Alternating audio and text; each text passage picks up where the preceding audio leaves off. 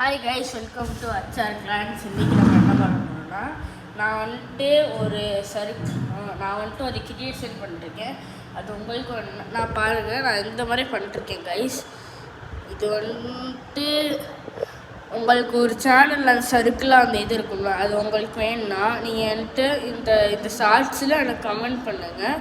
உங்கள் சேனல் பேரோட உங்களுக்கு இது போட்டு உங்களுக்கு என்னென்ன டிசைன் வேணுமோ நான் பாருங்கள். நான் ஒரு மேக்புக் ஏரு அது வச்சுருக்கேன்.